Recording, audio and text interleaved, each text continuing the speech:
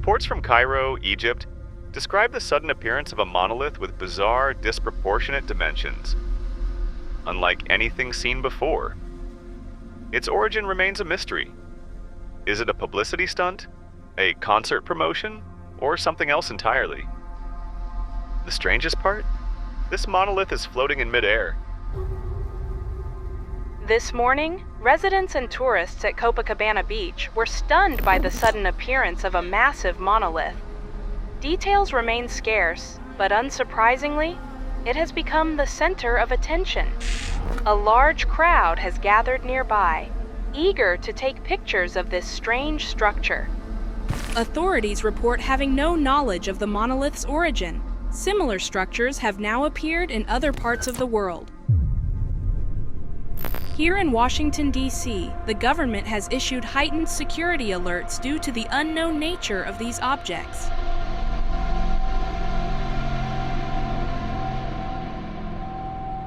Cities around the world watched in curiosity, and in some cases, fear, as the monoliths inexplicably hovered above the ground. Reports flooded social media, igniting speculation. Was this the end of the world? A groundbreaking technological marvel? An alien invasion? A global conspiracy? Governments scrambled to formulate a response. Their first action was to militarize the areas where the monoliths had emerged, restricting access and preventing large gatherings. As far as officials were concerned, these objects were unidentified, of uncertain origin, and their potential danger remained unknown. But the strategy backfired. The more authorities tried to contain the situation, the more people flocked to the monoliths, demanding answers. Tensions escalated, forcing governments to take a new approach. They formed an international investigative team, bringing together experts from various fields: historians, cartographers, and symbology specialists. The task ahead was daunting. The monoliths had appeared worldwide, and no one knew why. That day, the last thing Robert Perkins expected was a visit from the FBI. In his 30-plus years of studying and researching symbols, he had collaborated with renowned historians and prestigious universities like Harvard and Yale, but he had never been part of a project involving the U.S. government. Mr. Perkins, we need to speak with you.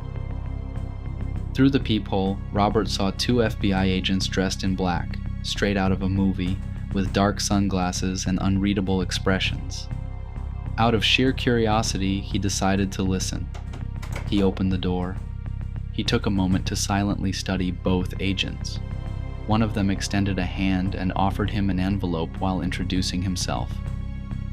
Mr. Perkins, we apologize for the unannounced visit, but we need your expertise.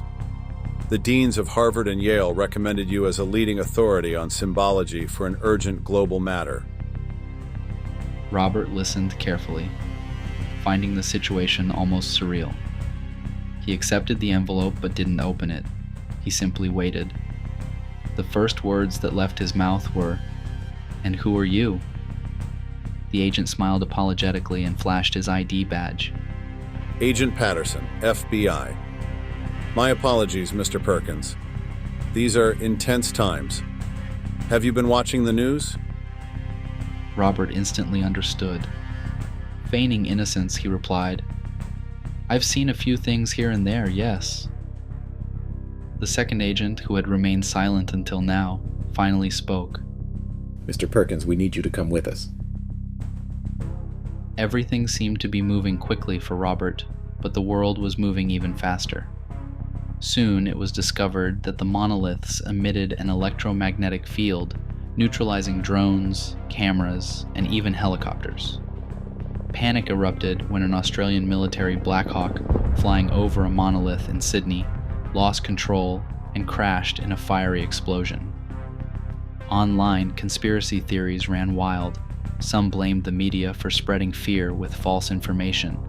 Others clung to increasingly bizarre and incoherent explanations. By then, reports had confirmed the presence of 7 monoliths across the globe, strategically placed on almost every continent: Cairo, Egypt, Sydney, Australia, Washington, D.C., Rio de Janeiro, Brazil, Moscow, Russia, Beijing, China, Nuuk, Greenland.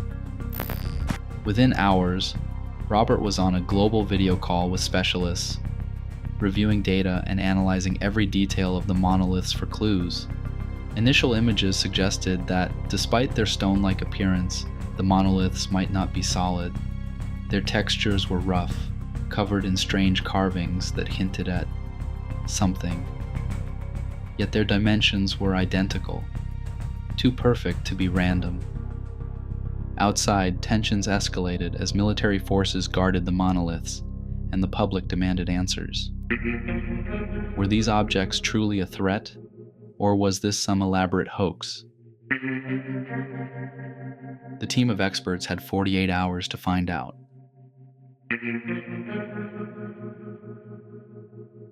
Sunday, January 25th, 2026, 8:50 a.m., Moscow, Russia.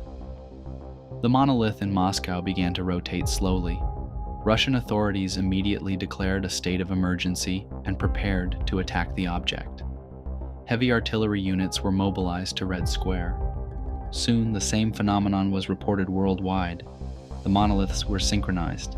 Governments enforced curfews, bracing for the unknown. In Beijing, the monolith projected a beam of light onto the ground, displaying symbols that resembled a countdown. But the symbols weren't numbers. They were shifting algorithms. Shortly after, every monolith displayed the same symbols, all in perfect sync. Cryptographer Sarah Hutchinson, stationed in Beijing, quickly recognized a pattern. The symbols were encoded numbers, a mix of Roman numerals and Egyptian hieroglyphs. After hours of relentless work, her team confirmed the terrifying truth.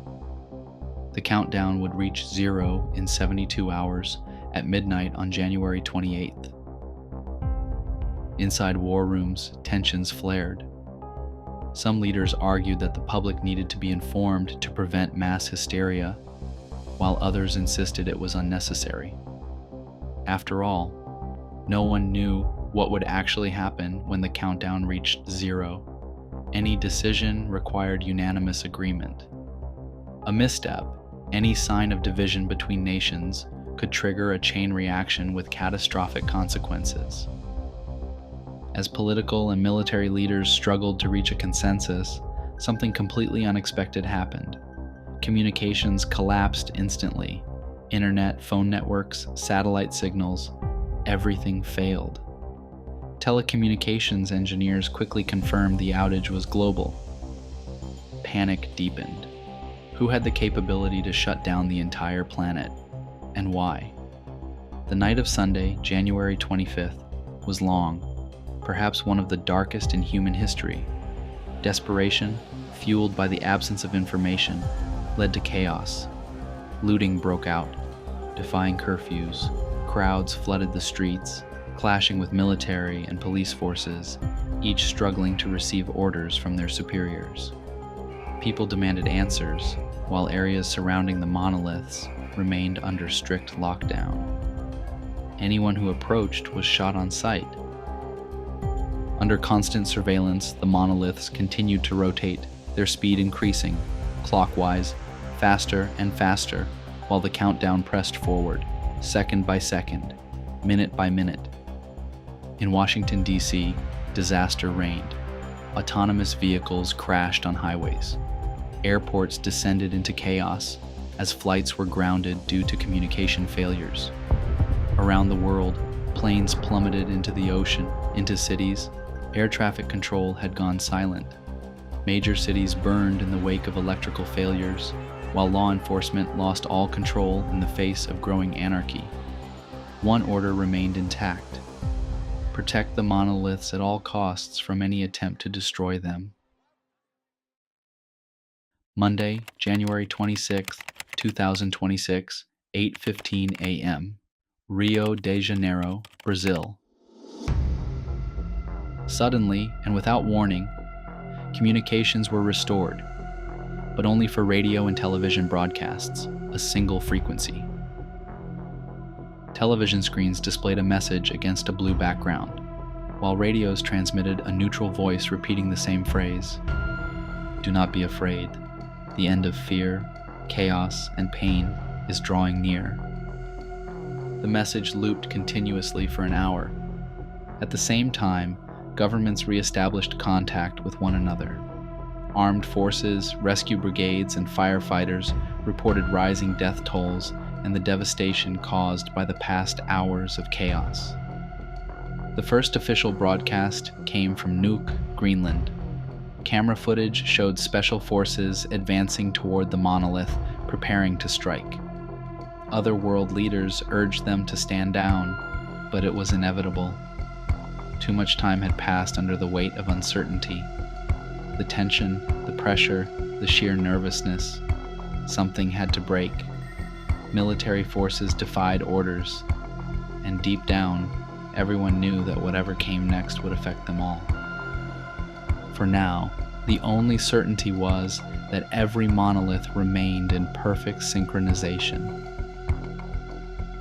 Through live surveillance feeds, the monolith in Nuuk could be seen spinning faster. The countdown continued, uninterrupted. A heavy snowstorm blanketed the landscape, almost burying the region beneath its weight. By the frozen sea, the monolith loomed, imposing, indifferent. Soldiers surrounded it, waiting. Notably, the force guarding the monolith was not from one nation alone. It was a coalition, troops from Canada, the United States, and the United Kingdom, united under a single mission. Among them was Malik Sheikh, a historian and cartographer assigned to the specialist team in Greenland. He had tried to report the military's disobedience, to warn that they were about to act without authorization, but before he could, he was captured and imprisoned, accused of attempting to sabotage the operation. His arrest only deepened the tension. There were high-ranking officials who had wanted to take this step from the beginning. Now, they only waited to see the outcome before deciding whether to follow suit. Then all radio and television signals focused on the live broadcast. Soldiers advancing on the monolith. Governments scrambled to cut the transmission, desperate to prevent the public from witnessing what was about to unfold. But it was too late. The world was watching. There would be no way to hide the consequences. Advance unit, approach the target. Do not open fire until you hear my signal. Slowly, the unit moved forward. The monolith remained spinning, the countdown ticking down. Then, the snowstorm intensified. The wind howled. Communication began to falter. Images distorted, the fog thickening around them. Until... Advance unit. Prepare to attack the target. Aim your weapons. Fire. The moment the order was given, the monolith froze. From above, a crimson-red beam of light slammed down upon it. A massive electromagnetic field erupted outward, bolts of energy scattering in every direction, wild, erratic, like gunfire made of light. The glow became unbearable. The screen flooded with white, drowning out every detail. But the sounds remained. Panicked gunfire, shouts, static, and then... silence. The world waited. No response. No returning audio. And then, communication with Greenland was lost. The signal vanished. Simultaneously, reports from Egypt and Moscow confirmed that their monoliths had stopped rotating. The countdowns had jumped forward, now reading 28 hours remaining. Whatever was coming would arrive at midnight on Tuesday, January 27th. Moments later, other nations confirmed the same phenomenon. Some leaders pushed for an immediate, coordinated attack, this time a global strike. But the majority urged restraint, waiting for more information from Greenland. Deep down, they all knew. The attack had ended in disaster. Would they risk the same fate? Or was it wiser to wait and face whatever awaited them at midnight?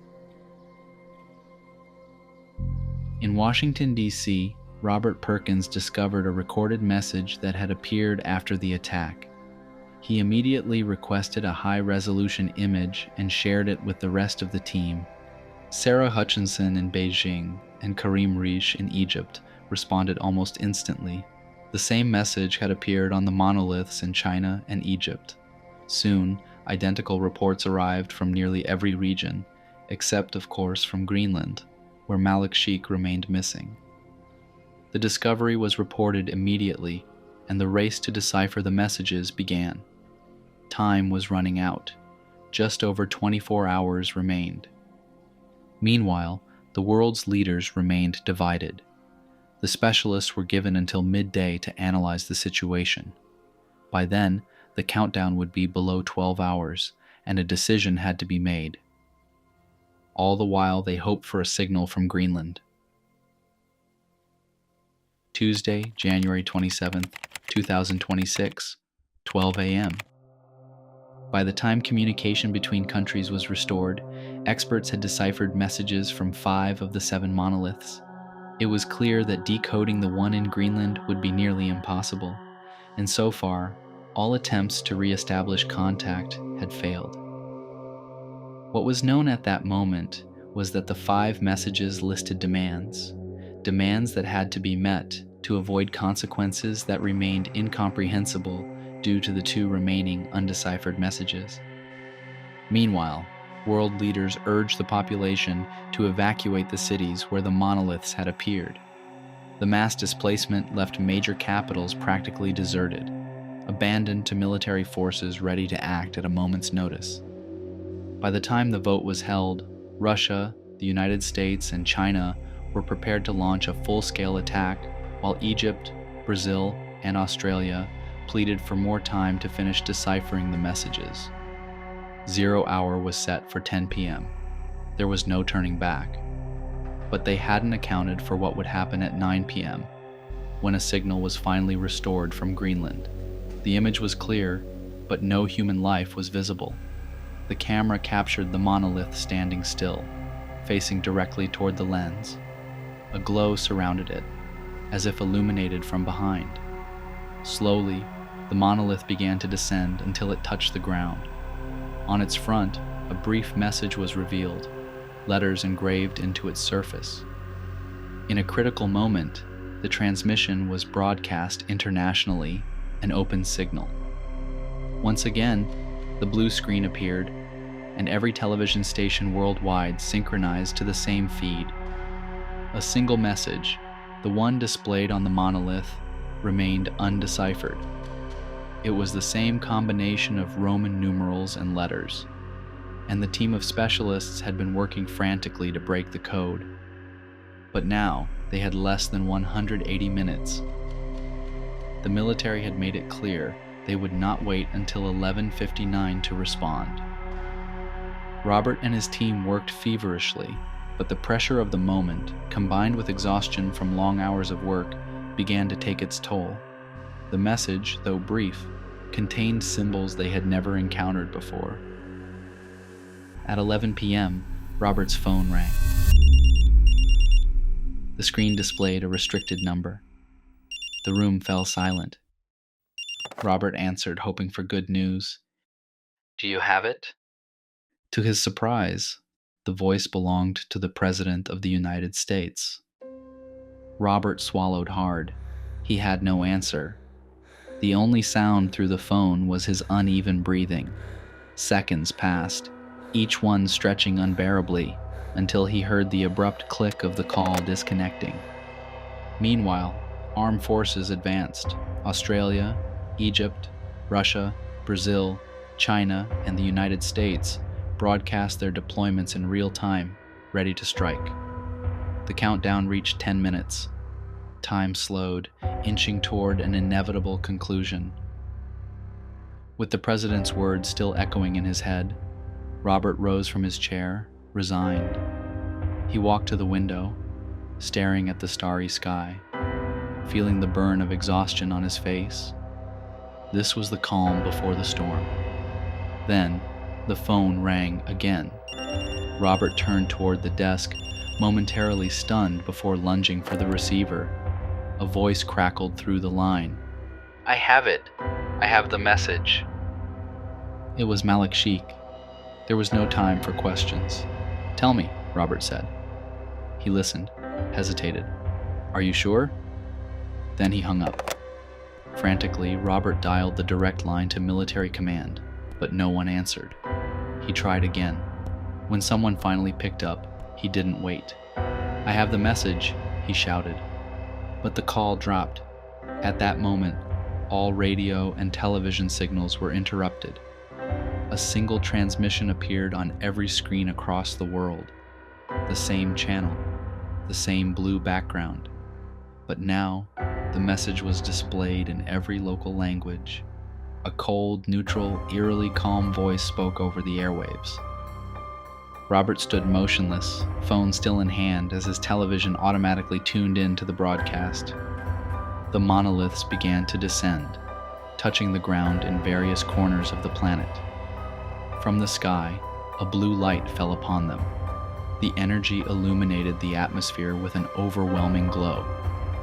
The tops of the monoliths slowly began to open, and then the final message was heard everywhere. "We have arrived."